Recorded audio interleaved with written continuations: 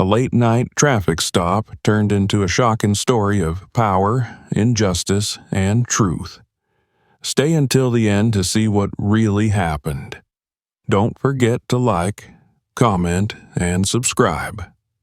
The courtroom had finally fallen silent hours ago, yet the echoes of voices, arguments, and verdicts still clung to her mind as she steered her car down the dark highway. Chief Justice Evelyn Harris, the first black woman ever to hold the highest judicial office in the state, had endured a day that seemed to stretch into eternity. Hearings, consultations, media interviews, and a meeting with the governor had consumed her strength. Her body ached from sitting too long, her head pounded from endless legal briefs, but her will remained firm. Justice was her duty, and every decision she made carried the weight of history.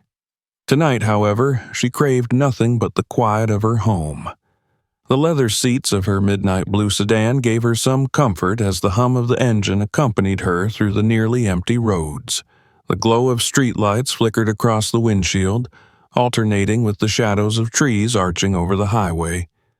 For Evelyn, these rare late-night drives had always been a moment of reflection, a fragile boundary between the intensity of public life and the privacy of her own soul. She thought of her family, of the sacrifices that had brought her to this place. Her mother's voice echoed in her memory. "Never let them tell you you don't belong, Evelyn. You fight with your mind, not with your fists." It was advice she had carried into every courtroom. Yet, as she drove through the stillness, she did not know that the night was about to test her endurance in a way no bench ever had. A sudden flash of red and blue lights filled her mirrors. The sharp wail of a siren split the night. Evelyn frowned, easing her car toward the shoulder of the road. She glanced at her dashboard. Her speed was well within the limit. Confusion pricked her thoughts. Why stop her now, here, on this lonely stretch of highway? The cruiser screeched to a halt behind her, its headlights cutting harsh beams into the rearview mirror. Two officers stepped out, their silhouettes outlined in authority and arrogance. Evelyn rolled down her window, her expression calm, composed, though a tremor of unease crept beneath her skin.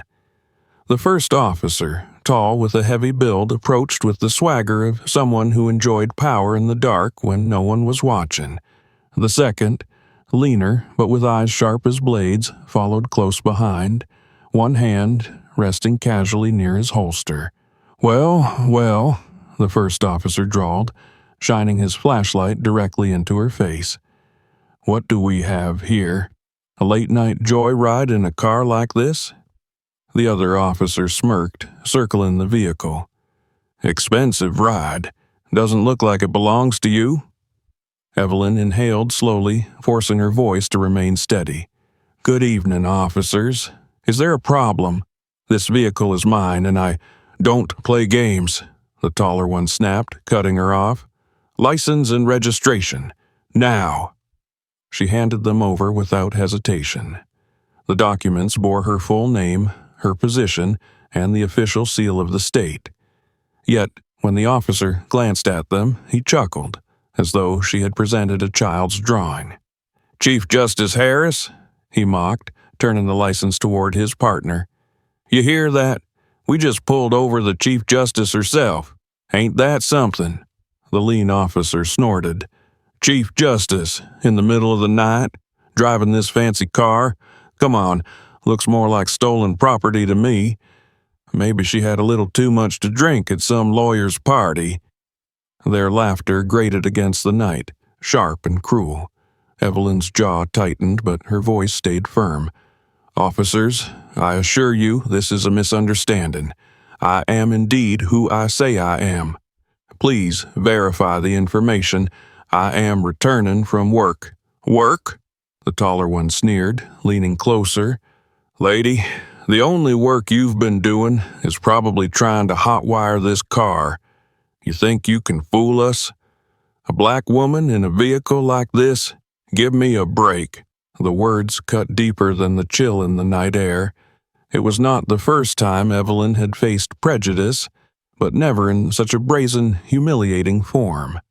Her entire life had been spent proving herself against whispers, doubts, and smirks from those who never thought a woman like her could rise so high.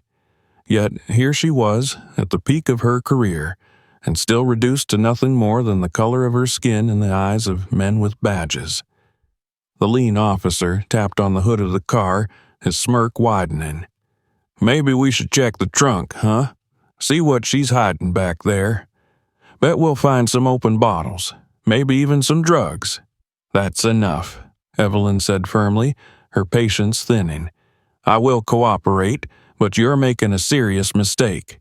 This harassment will not stand." The taller cop laughed, a harsh bark. "Harassment? Lady, you don't even know what harassment is. Not yet." His words hung in the air like a storm cloud, promising more. Evelyn gripped the steering wheel tightly, her heart pounding, but her gaze stayed steady, unflinching. She had faced senators, governors, even the most ruthless attorneys across the courtroom. She would face this too. Yet the night was only beginning. The beam of the flashlight never left her face, glaring into her eyes as if trying to burn through her composure. Evelyn Harris sat upright in the driver's seat, her hands steady on the wheel. She had faced aggressive attorneys, bitter politicians, and hostile crowds, but this was different. Here, on this deserted highway, there were no witnesses, only two men with badges who already saw her as guilty before she had spoken a word. The taller officer leaned closer, his breath heavy with the stench of coffee and tobacco. "So tell me again, Chief Justice," he said mockingly, "where were you driving in the middle of the night? Heading back from a carjacking? Or maybe you got tired of the bus and decided to upgrade?" The lean officer snickered from the other side of the car, tapping the metal with his knuckles as though he owned it. "Look at these leather seats, man. Look at the shine on the rims. No way she bought this with her paycheck. What does a so-called judge make anyway? Not enough for this beauty. Stolen, no doubt." Evelyn breathed in deeply through her nose, forcing calm into her voice. "This vehicle is legally mine. You have my registration in your hand. If you would run the license, you'll see the truth." The taller cop straightened, waving her documents in the air like trash. "Oh, we'll run it, all right. But I think we both know what we'll find. Fraud, lies, a desperate story to cover your tracks." He crumpled the corner of the registration deliberately before handing it back with a sneer. Evelyn's eyes narrowed. "You are exceeding your authority, officer. I demand—" Her words were cut short by a sudden jolt as the leaner officer slammed his palm on the roof of the car. "Demand? Hear that? She's demanding things now. Lady, you're lucky we even stopped to deal with you instead of letting you wreck this car and yourself on the highway. You smell that?" He leaned down, sniffing exaggeratedly. "Yeah, I smell alcohol. Been drinking tonight, haven't you?" Evelyn clenched her teeth. "That is a lie." "Lie?" The taller one chuckled. "We'll see about that. Step out of the vehicle." For a moment, she considered refusing. She knew her rights better than anyone. But the situation was spiraling, and she understood the danger of resistance. With slow, deliberate movements, she opened the door and stepped onto the pavement, the cool night air brushing against her tailored navy suit. She stood tall, shoulders squared, her expression unbroken despite the laughter in their eyes. The lean officer circled her like a predator. "Fancy clothes, fancy car. You think you're better than us, don't you? You think your little story about being a judge is going to save you? I've seen plenty like you. Mouth full of lies, pockets full of someone else's money." The taller one shoved her lightly, forcing her a step back. "Maybe she thinks she's too good for us, huh? Let's see how good she looks after a little reality check." Before Evelyn could respond, a cold splash hit her chest. She gasped as sticky liquid ran down her blouse, dripping onto the pavement. The officer had twisted open a bottle of cola and poured it over her, his grin wide and cruel. The soda soaked into her clothes, leaving her shivering in the chill. "There," he said mockingly. "Now you look like the rest of us after a long shift. Not so high and mighty anymore, huh?" The lean cop laughed, pulling out his phone. He angled the camera toward her, recording every detail. "Say hello to the world, Chief Justice. Caught red-handed, covered in soda, busted for stealing a car. Oh, this is priceless." Evelyn's heart thundered in her chest, but she refused to give them the satisfaction of a broken expression. Her face remained composed, though every nerve in her body screamed with anger and humiliation. "You are disgracing your uniform," she said evenly. Her voice was cold steel, slicing through their mockery. "I will not forget this, and neither will the law." The taller officer stepped closer, his eyes glinting with spite. "You think the law's gonna save you out here, lady? Look around. No courtroom, no robe, just us. And we're the law tonight." He gave her another shove, harder this time. She staggered but caught herself, her dignity unshaken. Inside, rage burned like fire, but she forced it down, knowing she had to survive this night to expose them later. The lean officer kept recording, zooming in on the cola dripping from her suit. Man, the look on her face, this is gold. Wait till the guys at the precinct see this. A black woman pretending to be a judge? This is comedy. Evelyn locked her gaze on him. Her silence was no longer submission, but defiance. Every second she stood without breaking was proof of her strength. The taller cop hissed in her ear, "You keep that attitude up and we'll make sure you spend the night in a cell. Or worse." The air thickened with menace. The darkness of the highway pressed in, the isolation amplifying every word, every cruel laugh. Evelyn straightened her shoulders once more, refusing to bow, even as the weight of their contempt bore down on her. The humiliation was complete, but the night had not yet finished with her. The night deepened around them, pressing in like a witness that refused to intervene. The officers had already stripped her of dignity with their jeers and the sticky cola dripping down her suit, but the moment shifted from humiliation to violence in an instant. "Turn around," the taller cop barked, his tone no longer mocking but sharp with authority. "Hands on the car, now." Evelyn hesitated, her instincts clashing with her principles. She knew she was innocent. She knew she had every right to resist this injustice, but she also knew the danger of defiance when two armed men were looking for an excuse. Slowly, she turned and placed her palms against the cold metal of her sedan. The night air chilled the wet fabric clinging to her body.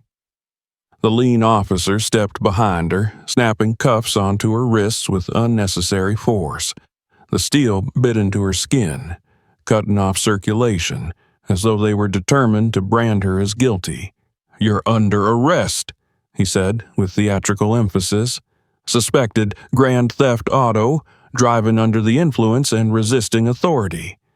"I have resisted nothing," Evelyn said, her voice calm though her pulse hammered in her throat. "And you know these charges are false." The taller cop shoved her forward, slamming her chest against the car hood. Pain shot through her ribs, and she gasped involuntarily. His voice hissed in her ear. "You talk too much. Maybe a night in the cell will teach you respect." She tasted blood where her lips split against the metal, but she did not cry out. Instead, she forced herself to remember her oath, the one she had taken years ago when she first wore the robe of justice, to uphold the law without fear or favor.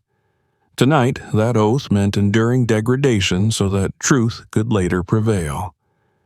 The lean officer chuckled, raising his phone again to capture her pinned against the hood. "Look at this. The mighty Chief Justice all cuffed up. She doesn't look so powerful now, does she?" Her voice trembled only slightly as she replied, "One day, this recording will be the evidence that condemns you." The taller one jerked her upright, his grip bruising her arm.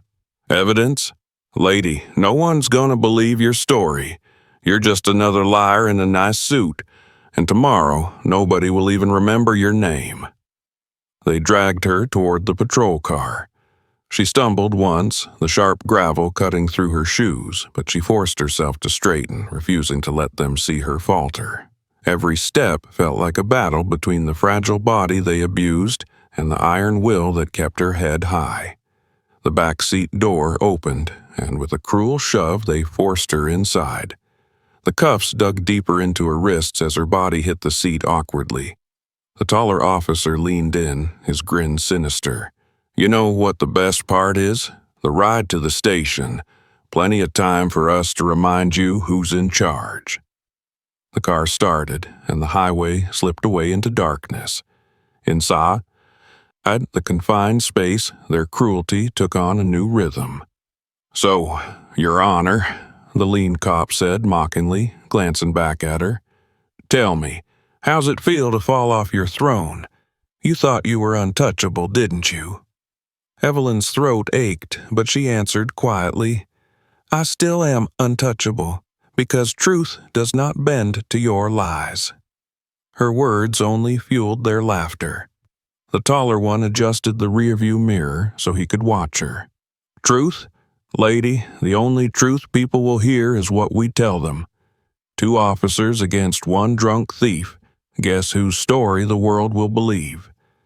The lean cop added, and don't forget, we got video. You dripping soda, acting crazy. That's gonna look real good in the report. Evelyn closed her eyes briefly, letting the rumble of the engine steady her heartbeat. Inside, fury roared, but she forced herself to stay silent. She thought of her mother's words again. Fight with your mind, not with your fists. She would fight, but not here, not tonight. The patrol car jolted as it hit a pothole, slamming her cuffed wrists against the hard seat. Pain flared, sharp and searing, but she bit back the groan. Both men laughed as if her suffering was entertainment. You see, the taller one said, glancing at his partner, this is what happens when you forget your place. Doesn't matter what story she spins, we'll make sure she spends months locked up. Months? The lean cop said with mock surprise. Try years. With the right report, the right spin, they'll bury her so deep no one will even remember she was ever a judge. Their words were meant to crush her spirit, but instead they steeled it. She sat straight in the seat, her chin lifted, her eyes unblinking as she stared at the passing blur of city lights. They can beat me, they can humiliate me, but they cannot erase who I am, she told herself. They think tonight is the end. They have no idea it is only the beginning. The car finally pulled into the precinct, its brick walls looming under harsh floodlights. As the doors opened and the officers dragged her out, she knew the humiliation would continue. But Evelyn Harris had already made a silent vow. Every insult, every blow, every moment of cruelty would become part of the case that would bring them down. And as they marched her inside, her eyes burned not with defeat, but with the fire of justice waiting to be unleashed. The precinct's harsh fluorescent lights flooded her eyes as she was dragged inside, her wrists raw from the cuffs, her clothes still clinging damp from the soda. Every step echoed against the tiled floor, each sound a reminder of the humiliation she had endured on the highway. The 2 officers escorted her like a trophy, their smirks daring anyone to question them. Got ourselves a car thief, the taller one announced loudly, pulling her toward the booking desk. His voice carried the satisfaction of a hunter showing off a catch. The desk sergeant, an older officer with graying hair, raised his brows. This late at night? Where'd you find her? The leaner one chuckled. Highway 14. Drunk, belligerent, claimed she's the Chief Justice of the state. His tone dripped with mockery as he shoved her forward. Can you believe that? The nerve! The sergeant glanced at Evelyn, his expression tightening as he scanned her face. "Name?" "Evelyn Harris," she said, her voice firm despite the bruises, despite the blood drying at the corner of her lip. The sergeant froze. His pen stopped midair. "What did you just say?" "Evelyn Harris," she repeated, her gaze steady, "Chief Justice of the State Supreme Court." For a heartbeat, silence blanketed the station. Then the sergeant straightened, his eyes darting between the woman before him and the two officers holding her arms. He reached for the computer, fingers flying across the keys. Within seconds, the truth blazed across the screen. Evelyn Harris, Chief Justice, the most powerful judicial figure in the state. The sergeant's face drained of color. He shot up from his chair. "Remove the cuffs! Now!" The two arresting officers faltered. The taller one stammered, "Sergeant, she's lying. She's—" "Remove them!" the sergeant barked, his voice cracking like a whip. Reluctantly, the leaner cop fumbled with the key, unlocking the cuffs. The steel fell away from Evelyn's wrists, leaving red, angry marks. She rubbed them slowly, her posture never breaking, her eyes fixed on the two men who had degraded her. The precinct buzzed as whispers spread. Other officers stepped closer, murmuring in disbelief, recognizing her from televised hearings, from state announcements, from the very fabric of law itself.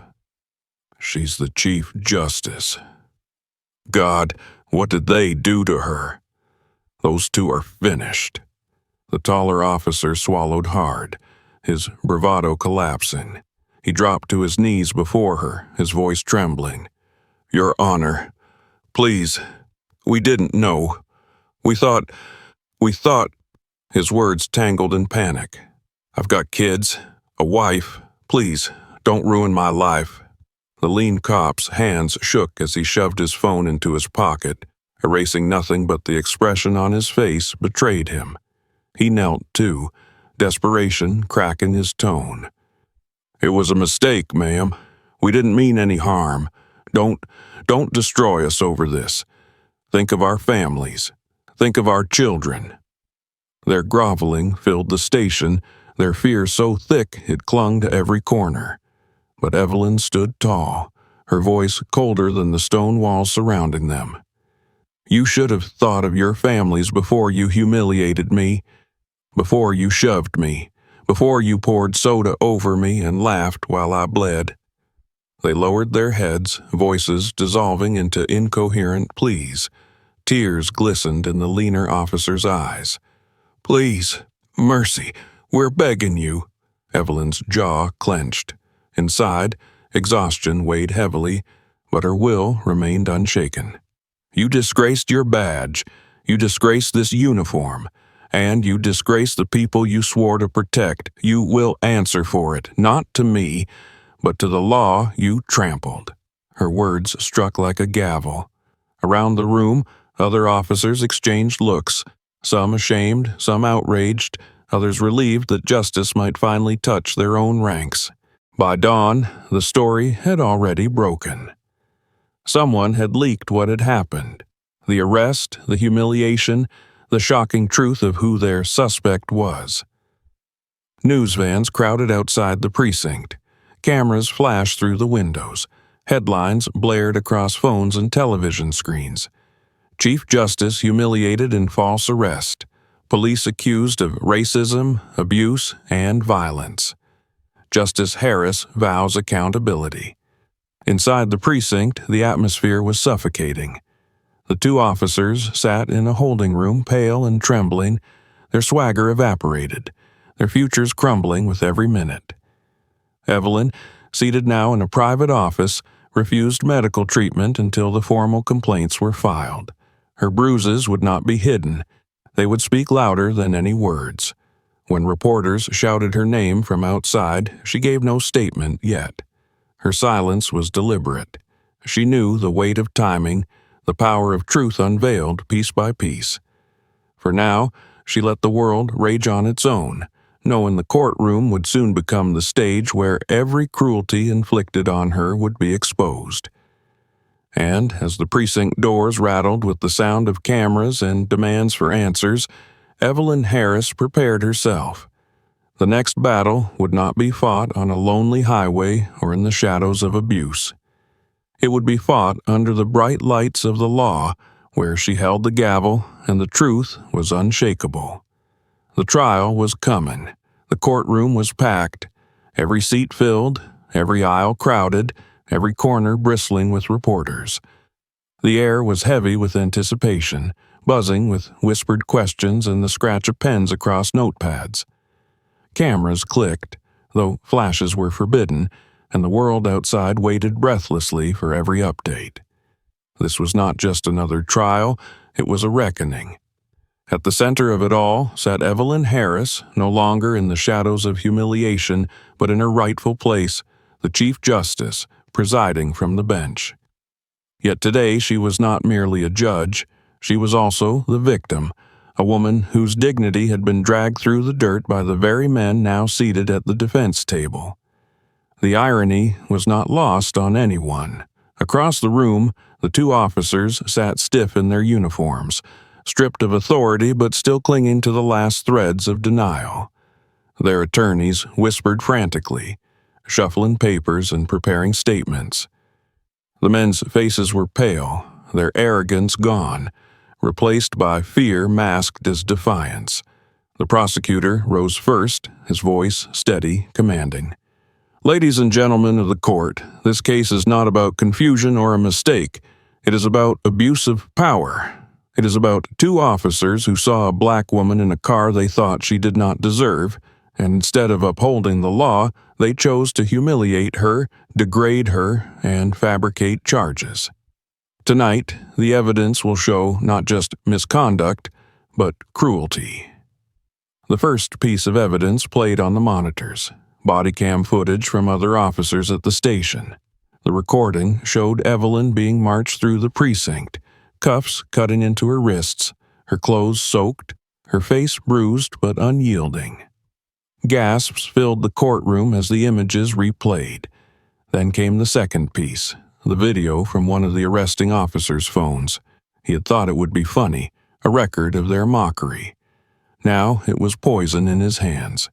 The screen displayed Evelyn standing outside her car, drenched in soda, while their voices jeered in the background.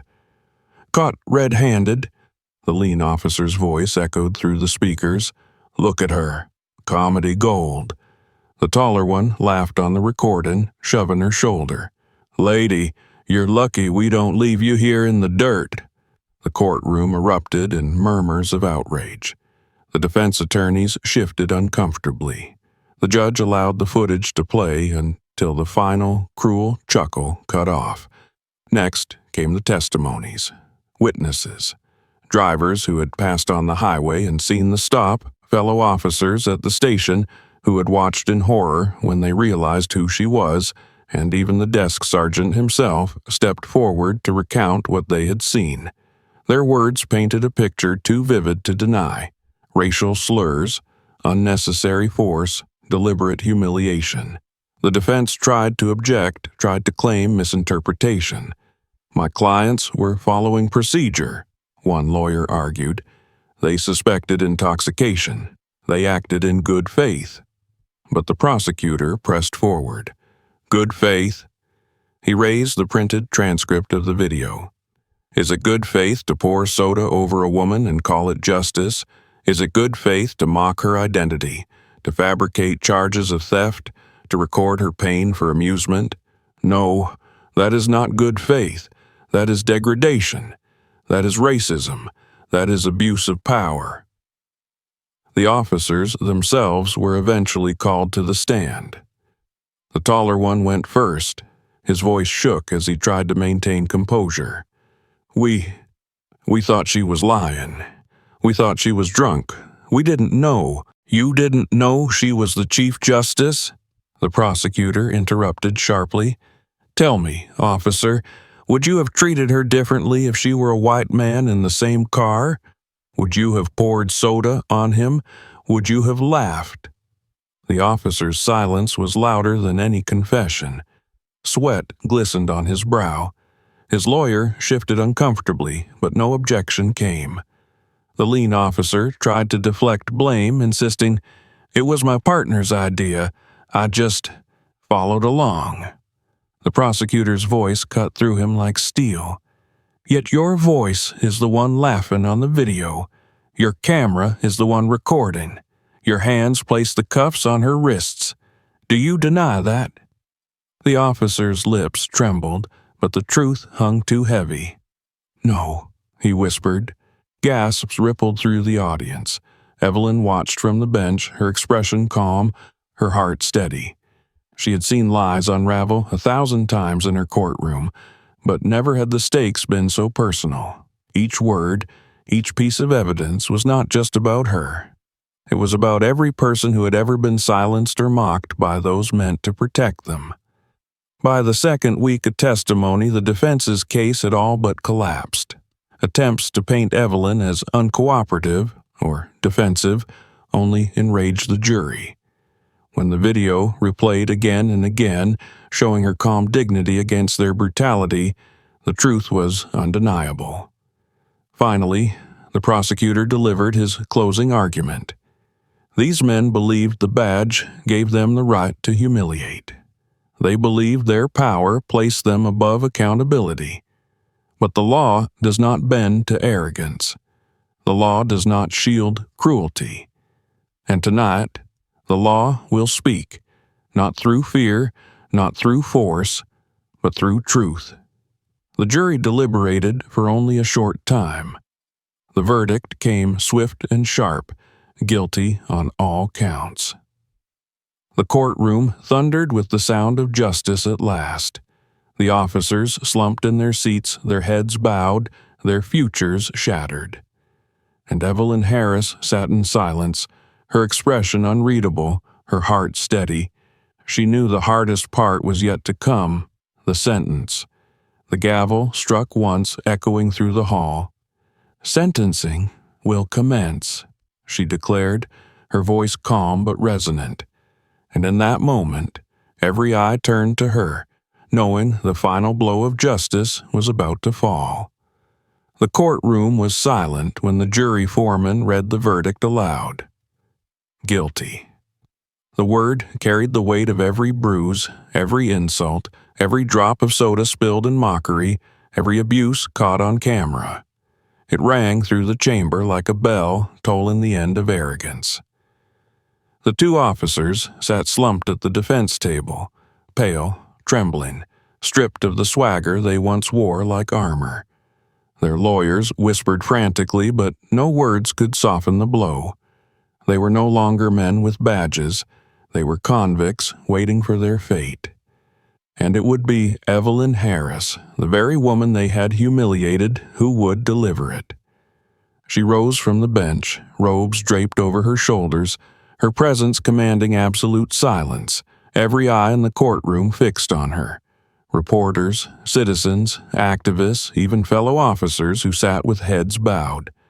Cameras broadcast her face across the state. For many, she was not just a judge today. She was justice itself, breathing, unflinching, undeniable. The taller officer broke first. He stood abruptly, his voice cracking as tears welled in his eyes. "Your Honor, please, I beg you, I made a mistake. I wasn't thinking. His voice faltered, drowned by sobs. "I have children. They need me. Please, don't destroy me." The leaner one followed, collapsing to his knees in the middle of the courtroom. His lawyer tried to pull him back, but he pressed his forehead to the floor. "Mercy," he cried. "I swear it was never meant to go that far. I was following. His voice broke. "I'll never wear a badge again. Just don't send me to prison, please." The courtroom stirred with discomfort. Some shifted in their seats, others shook their heads in disgust. But Evelyn's eyes remained cold, steady, unwavering. She had heard pleas before. Pleas from guilty men who thought tears could erase blood. Pleas from liars who wanted mercy without accountability. She had learned long ago that justice without consequence was not justice at all. She raised her hand, silence in the room. Her voice cut through the chamber, calm but sharp as steel. You came to me on a highway, wearing the badge of law, and you treated me as less than human. You mocked me. You assaulted me. You poured soda over me and laughed while I bled. You recorded my humiliation for sport, and all the while you believed the uniform made you untouchable. You forgot that the law is not yours to twist, it belongs to the people. The taller officer's tears dripped onto the desk. The leaner one whimpered audibly. Evelyn did not flinch. This court has heard the evidence. The jury has spoken. And now, as Chief Justice of this state, I will issue a sentence that reflects not vengeance, but principle. She leaned forward, her voice resonating with the weight of history. Because the law is not a shield for cruelty, it is not a weapon for racism. It is the standard by which we are all measured, officer, citizen, judge alike. She paused, letting the silence stretch, letting the gravity of her words settle. For the crimes of abuse of authority, assault, false arrest, fabrication of evidence, and racial misconduct, you are hereby sentenced to terms of imprisonment. You are stripped of your badges, dishonorably discharged from service, and barred for life from ever holding a position of law enforcement in this state or any other. The sound of the gavel striking the bench echoed like thunder. Gasps filled the chamber, followed by murmurs, followed by a swell of voices rising together. Some cheered, others wept openly, but all felt the weight of what had just happened. For the first time in memory, officers who had abused their power were held accountable in the starkest terms, not by protests on the streets, but by the gavel of the law. Reporters rushed to broadcast the decision. Within minutes, headlines blazed across every screen. Chief Justice delivers. Hist. Justice was served and the message is clear. What do you think about this story? Share your thoughts in the comments and don't forget to like and subscribe for more.